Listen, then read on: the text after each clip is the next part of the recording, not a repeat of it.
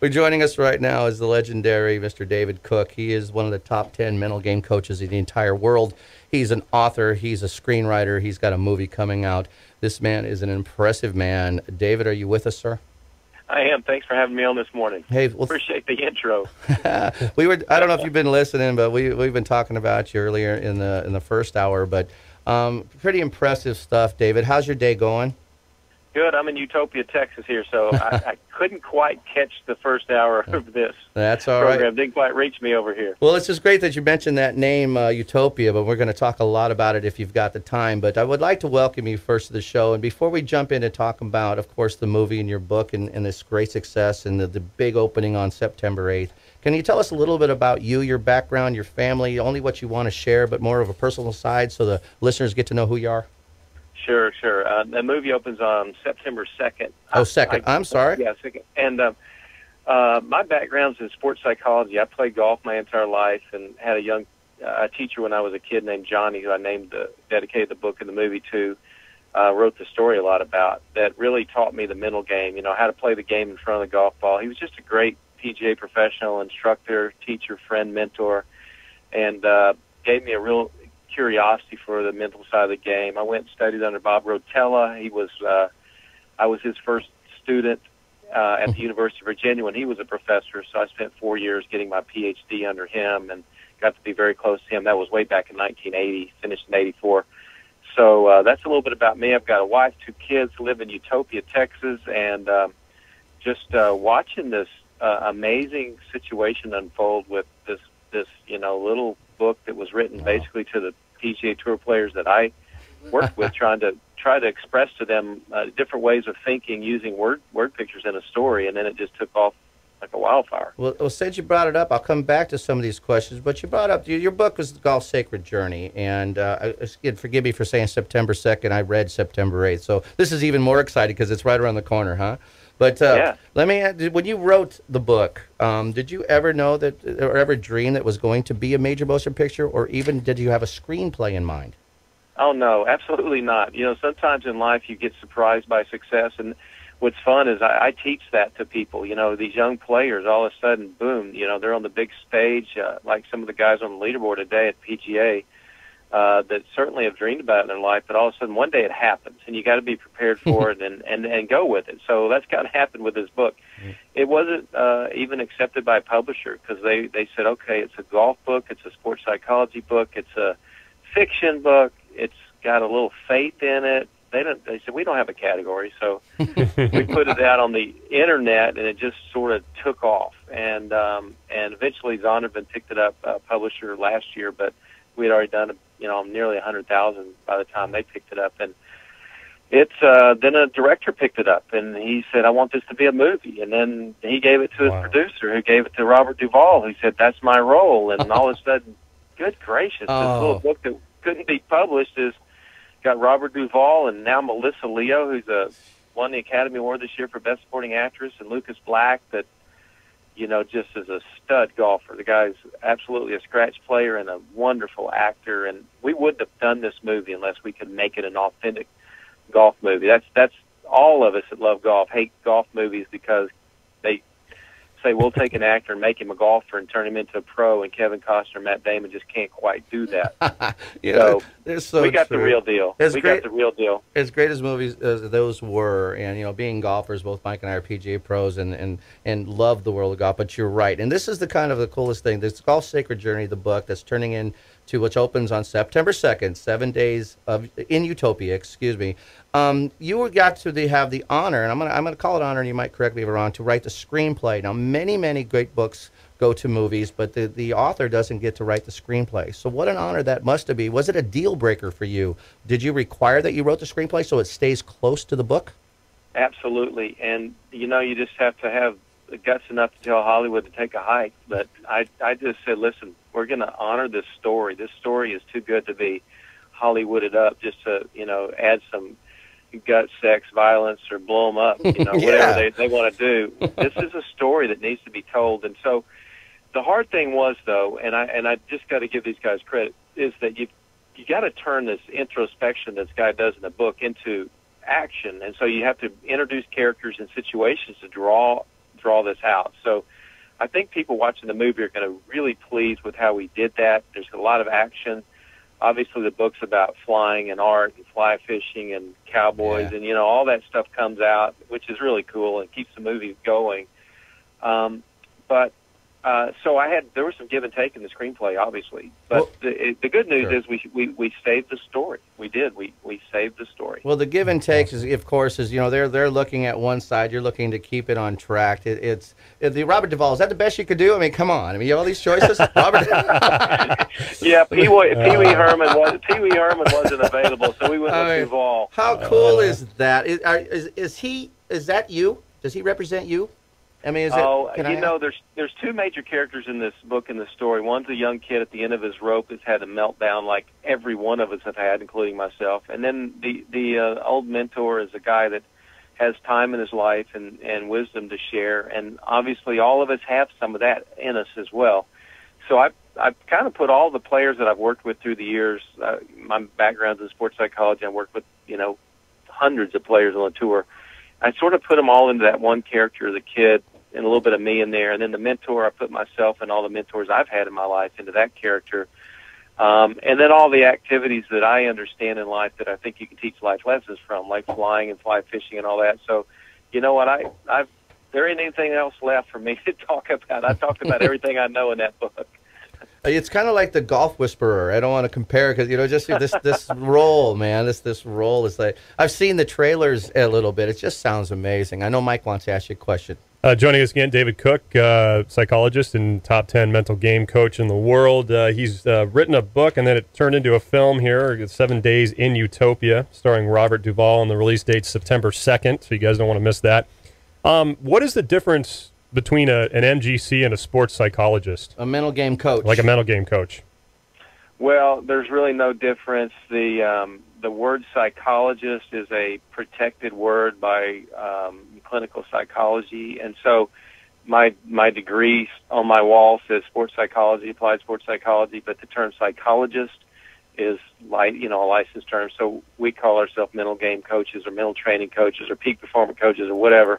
And, you know, there's a good distinction because I'm not teaching Freudian psychology. I'm working with people saying, you want to get great? Here's what you do. and here's what the greatest players and the greatest coaches and the greatest minds of all time in any profession, this is the way they got there. Instead of some philosophical deal, you know, you probably lost it somewhere in your life when your mother spanked you for spilling milk or whatever. You know, we're so far past that. I'm looking at, what are you looking at when you're sitting over a golf shot? What's your mind focused on? How do you focus on the future, not the past? How do you get into the present and keep fear at bay? And, you know, so that's what we do. Well, joining us, David Cook, one of the best sports psychologists, mental game coaches ever. He does not only just in golf, but NFL and baseball and basketball, Olympics, collegiate, and even in the business world. So you must be a golf fanatic because this movie, your book, Golf's Sacred Journey, 7 Days in Utopia, you must love the game of golf. Is that fair to say? I started when I was 6, and I've had a love affair with golf forever. I love it, you know, and there's, you know, the book came about because I happened upon a really bad driving range in Utopia, Texas, that was sitting next to a cemetery, and it was just a pathetic sight. Really, there was a beautiful cemetery with a rock wall and big oak trees, and just gorgeous. And then 10 steps outside of it were these 3 pieces of AstroTurf in the middle of a bunch of weeds and a plowed cow pasture for the range, and a metal pole that said, with an index card taped to it, $3 small bucket, $5 large bucket, put your money in the slot. Yeah. That he had welded in it. And these balls were horrible. I mean, they had no writing and barely had any dimples. They were like probably culled from El Paso, the worst driving range in El Paso, and brought to Utopia and called the A-ball or something. It was a pathetic sight, but there was something in it that moved me. And then you guys will understand this, and all players understand this. When my club met even that lousy golf ball, and it met it on the sweet spot, and it flew out there in the middle of the driving range, the essence of the game came to me clearly at that moment. It isn't about the gated community or the perfectly manicured grass. It's all about the sweet spot, and that can be found anywhere. The solid. And that was sort of the, I guess you would say, the alpha of the story. It began right there at that spot in Utopia, Texas. So as far as the filming of the movie, were you hands-on with that at all? Yeah, I was there every second. And Nice. I try to let the professionals do what they do best. I just want to make sure that some actor didn't come up and say, I don't want to say that line. We're going to do it this way. And they could do that. And Robert Duvall, in fact, said, I want to act, not speak. So we cut a lot of lines out and let him act, and Yes. he did a great job. Some actor. But I just didn't want, I just didn't want them to Right. change the lines, change Sure. the meaning anyway. Just really wanted to keep it Wow. honest. What did you learn during that filming process? I mean, is that the first time you've been on a film set, obviously, for something like? Yeah. So Yeah, what's the biggest thing you took from that experience? I really feel sorry for actors. Nice. You don't, or you do really feel sorry? I do. I You mean, do? there's Okay. day you could do one scene for 12 hours.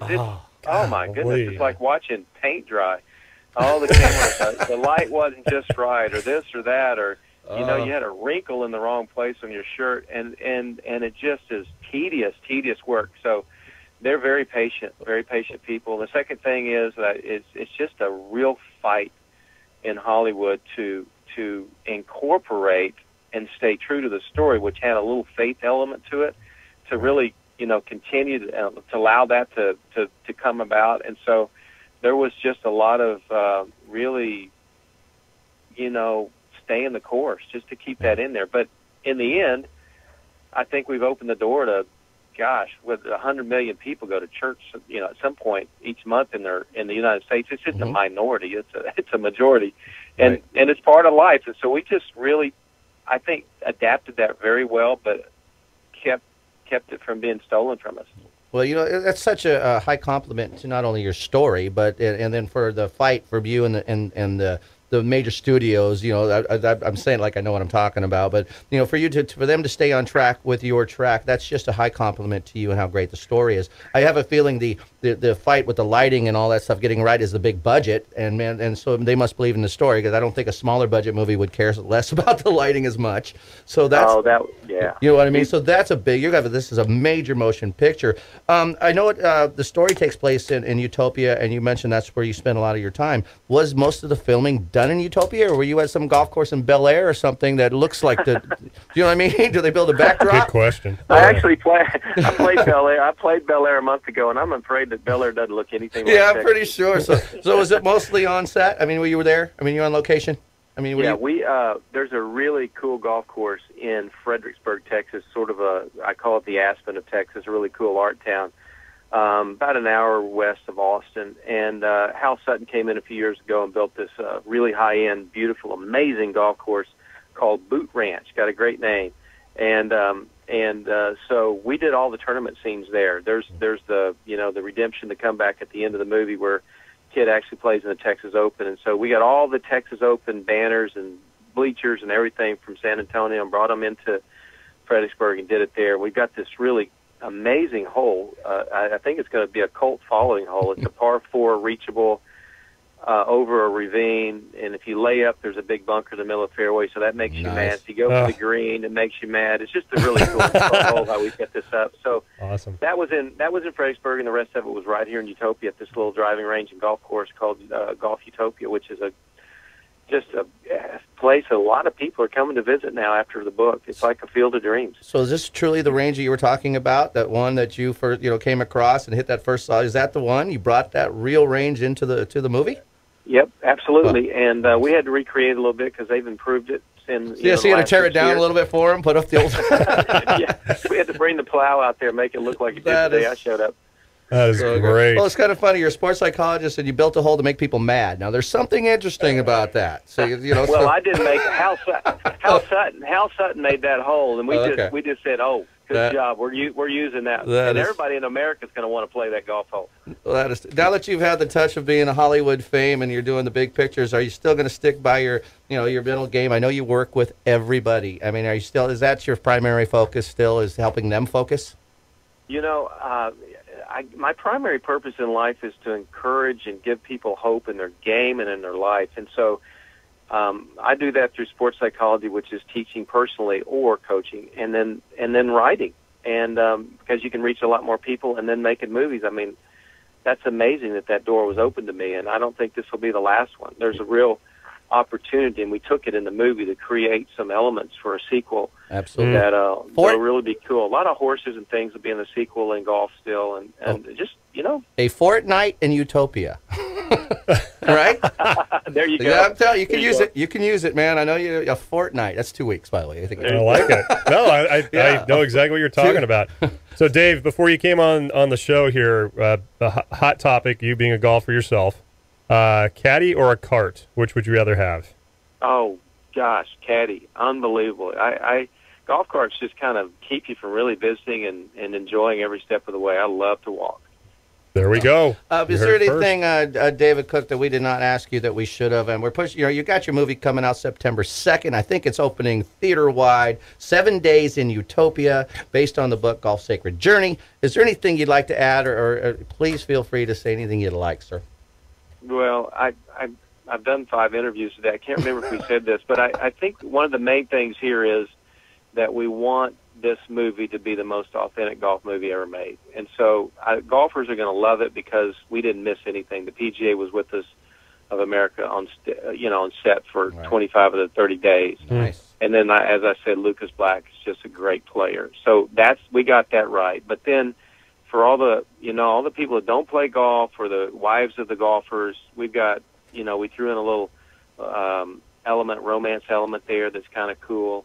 And I think in the end, the biggest change and probably the biggest push in the movie is going to be there's a really strong father-son relationship with the dad as sort of the caddy, and that relationship is ruined in the meltdown, and there's a redemption part, and the dad really pushed the kid hard, and so I think there's a lot of healing that's going to go on, to go along with those that watch the movie, dads and sons that watch the movie. The dad's going to get it, the son's going to get it. They're going to go, okay, let's have a talk. Let's get this right. This is important. The dad, that relationship is really important. A lot of dads really get in the way, I think, over, out of love, but they end up pushing and ruining some things. Absolutely. So congratulations. I mean, and plus fly fishing is going to be everywhere now. So you know that. So this was so. But there's a funny line in the movie. We use fly fishing in there, and then we use flying, and so they get to the plane, and Lucas says, Johnny says, "Yeah, flying's a lot like golf." He said, "No, you said fly fishing was a lot like golf." He said, "Oh, did I say that?" Yeah, well, they both are. So it's really fun. There's some good stuff. Well, congratulations to you. Amazing success. I can't wait for the sequel. Again, everybody, this is David Cook. He's got that movie, 7 Days in Utopia. There's really a place in Texas. Congratulations. Get the book, Golf Sacred Journey. Get the book, man. The book is amazing, and watch the movies coming out on September 2nd. David, thank you. All right. Thank you, David. And they can get information at linksofutopia.com on either one of those, okay? And we will post that on our site. Thanks. We put them on our Facebook page and our Twitter as well, David. So thanks, guys. set to go. Thanks a lot. Have a great rest of your day, sir. Bye-bye. Bye-bye.